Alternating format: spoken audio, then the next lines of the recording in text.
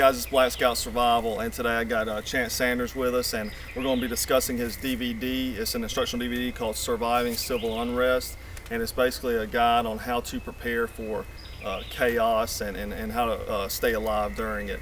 Chance, tell us a little bit about yourself. Well, I spent 8.5 years in the Marine Corps. I was in the infantry. I also taught marksmanship for 3 years out of that 8 years. I got to travel overseas a few times, both in the Mediterranean and the Middle East. I did not go into Afghanistan or Iraq, so I got to travel to some other cool places in the Middle East. And one of the things is when you start looking at how these different countries exist, I was in Tunisia back in 2000 and everything was fine. And now we see the uproar that happened there. A lot of these different countries that were not hot spots at the time have become hot spots.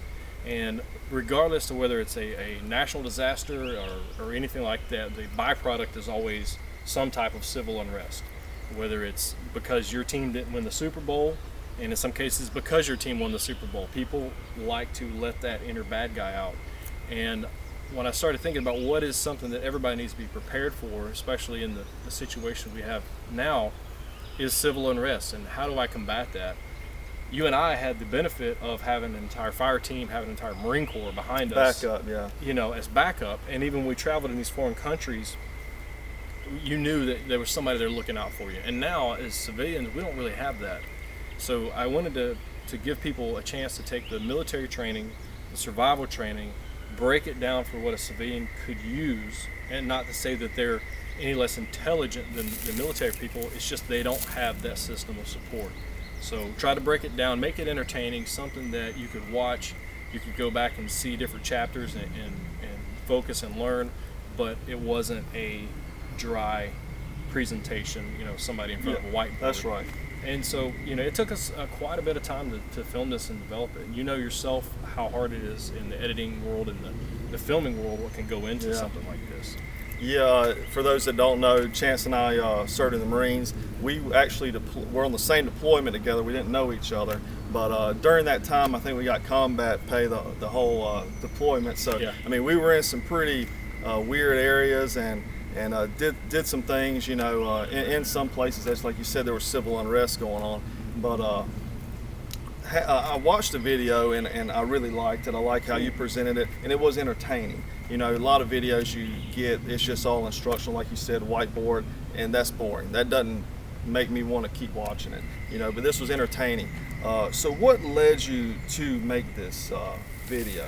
Well, I started doing some writing for one of the magazines, Survivalist magazine, and I had a friend who was filming a lot of stuff with Discovery Channel at the time, and everything that I've seen from watching that, from other people watching that, the complaints were it's made up for television, you really wouldn't do it this way, and those people were under the control of their producers. And what a lot of people don't realize is television is ran by producers. And so despite what I may want to say or I may want to do on television, there's restrictions. You're going to operate the way that producer says you're going to operate. And either you're going to do that and get paid, or you're not going to be on TV. So I wanted to produce something that was TV quality and had that entertaining factor, but had good information. And I wasn't restricted by a producer telling me what to do. Yeah, like a lot of these survival shows today, they have the main characters or whatnot doing real dangerous, stupid things for the entertainment value, and it's not real life. Your goal in survival in any kind of situation is not to get yourself hurt, not to do anything to get yourself hurt. You know, so this, I can say, it was smart, like your method of operation during the situation. I don't want to give too much of the video away, but how you executed your plan, it was very smart, and you didn't put yourself in harm's way per se to make it entertaining. Exactly, and there's things that I could have done, but the viewers watching this, a lot of times this is the only method they have of learning something.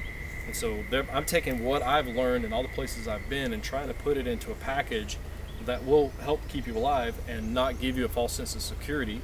And I think that's another problem. We talk about bug out bags, we talk about things like that. And if I handed most people the perfect bug out bag and said bug out, they would look at me and say, what do I do now? Yeah. This is what you do now. And that was what I was trying to get to, is what do I do with all this cool gear? Yeah, and I notice, you know, we in the survival community, you get caught up in gear a lot, and I noticed you did place emphasis on gear. Not, it didn't, it wasn't the majority of your topics covered though, and I like that. It was more about what do you do, and the gear you featured in the video that you did talk about. It didn't cost $1 million. No. So I mean, it's perfect for anybody to, you know, be able to afford these types of items. So it was a good on the gear end. You know, we are all gearheads, like I said, and get caught up in that, but it's more about mindset and skill set that will trump everything. So is there anything else you want to talk about the video?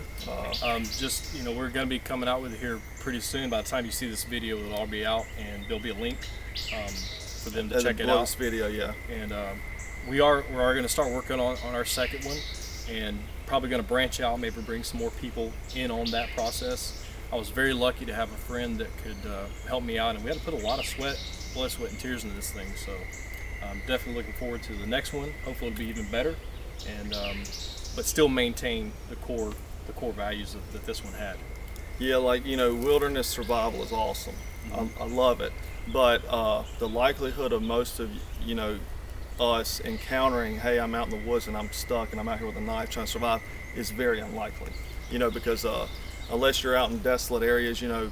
But for the most part, this is something that most of us would encounter, and you know, we talk about that all the time. You know, urban survival, like how do you survive in urban areas? Because, you know, there's a lot of resources there too. Yes. You know, and things that you can sustain yourself off of versus coming out into the wood and having to woods and hunt animals or whatnot. And the thing about being in a wilderness survival situation is if you can make contact with anyone, you're pretty much guaranteed a rescue.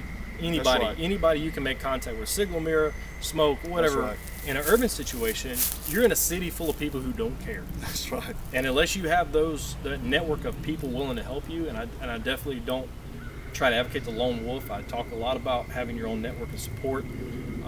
It falls even into two-way radios. If there's not somebody on the other end of that radio that's willing to come help you, it doesn't do you any good. Like Hurricane Katrina, you know, people were going to the you know, dome or whatnot and having their gear taken from them, and then they were stuck in a vulnerable position. You know, I mean, it's you really need to think about what you're going to do and plan ahead. Don't wait till the last minute to make a decision, because reactionary decisions are never good. Yeah, exactly.